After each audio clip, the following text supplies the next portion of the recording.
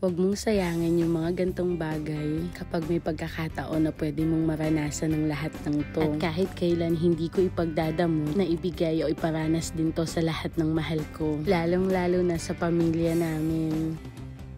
Okay, umpisahan agad natin ang part 2. At eto na nga yung second day namin dito sa Pangasinan. At syempre, inumpisahan namin yan sa masayang salo-salo ng almusal. At nung araw na nga ito, yun yung schedule namin papunta sa 100 Islands. Para sa masayang island hopping. Kahit nagkaroon man ng konting aberya, tuloy pa din ang masayang banding. Dahil andito na tayo, hindi pwedeng hindi ituloy to. Aba, sayang ang oras at ang binayad. Kaya kahit ano pa yan, talagang susulitin. At sa aming driver na si Kuya, maraming salamat po. At talagang sinulit namin itong araw na to. Kasi eto din yung last day namin dito sa Pangasinan. Kaya talagang halos lahat ng island nga ay pinuntahan namin. At dahil padami nga kami, 2 bangka yung ginamit namin. Doon na lang kami nagkikita-kita sa mga next destination. At talaga naman kahit sa gala naming to ay nandito si Papa Jesus. Sobrang mahal na mahal niya talaga kami. Kasi kahit dito ay talagang pinaalala niya na hindi niya kami pababayaan. Na wala dapat kaming ipag-alala dahil nandyan siya para i-guide kaming lahat. Kaya sobrang thank you Lord para sa lahat ng to. Dahil hindi lang sa akin, ibinigay mo na ang lahat para maiparanas ko sa kanila ang lahat ng to. At sa mga napuntahan namin dito ko na-realize ang lahat na sobrang bait pala talaga ni Lord at sobrang mahal niya tayo. Dahil lahat ng nakikita natin dito at lahat ng nakita namin, lahat ay galing at bigay ni Lord. Sobrang gaganda ng mga nilikha niya. Ang mga kuweba, ang mga tubig sa dagat, at ano pa ba ang hindi niya kayang ibigay. At ano pa ba ang hindi niya pa naibibigay sa ating lahat. At mas madalas pa nga na hindi pa natin hinihiling ay naibibigay niya na agad. At sobra-sobra talagang makapangyarihan ang lahat ng pagmamahal niya sa atin. Yun nga lang mas madalas hindi na nga natin yun napapansin. Sa sobrang paghahangad natin sa ibang bagay, nakakalimot tayo na kung ano yung meron tayo na hindi pa natin hiningi ay ibinigay niya na. Mas tinitingnan natin yung mga bagay na hinihingi natin na hindi niya pa naibibigay. Dahil alam ko lahat ng yun ay may rason. At siya lang ang nakakaalam kung bakit hindi pa tamang oras o hindi pa tamang panahon. Kaya nga siguro talagang nasasabi na walang perpektong tao. Na mas kailangan ay mas lumakas ang paniniwala natin sa Kanya. Na kahit kailan ay hindi nagkamali si Lord na ilagay tayo sa sitwasyon na mahirap. Dahil lahat ay may purpose at may rason. Kaya ang lagi ko na lang ipinagdadasal kay Lord na hindi ko naman hinihingi or hinihiling na maging madali ang buhay. Pero pakiusap ko na samahan niya ako at mas bigyan niya pa ako ng lakas para harapin ang lahat ng pagsubok kung dadating pa. Lalo na ngayon na maraming umaasa sa akin at may mga katulad nilang bata na ngayon ay magiging responsibilidad ko na ngayon nga ay masasabi kong isang ganap na nga akong magulang na kahit kailan ay hindi magmamatter sa amin kahit hindi namin sila kadugo as long as tunay yung pagmamahal at pagmamalasakit ko para sa kanila. At lagi ko naman yun sinasabi sa inyo na araw-araw ay pakiramdam ko ay sobrang blessed talaga ako. Kahit pa nagkakaroon kami ng problema at hindi perpekto ang pamilyang binubuo ko, ay okay lang sa akin dahil paunti-unti ay nasasanay din ako. At lahat naman yun ay natututunan namin. At syempre, sobrang saya ko na nagkaroon ng mga bagong tao sa buhay namin. Na tinanggap kami ng walang halong panghuhusga kahit pa magkakaiba kami ng paniniwala at relihiyon. Kaya para sa mga kapatid na INC, sa Leones family, Pardeño family, Hernandez family at sa Agaw family,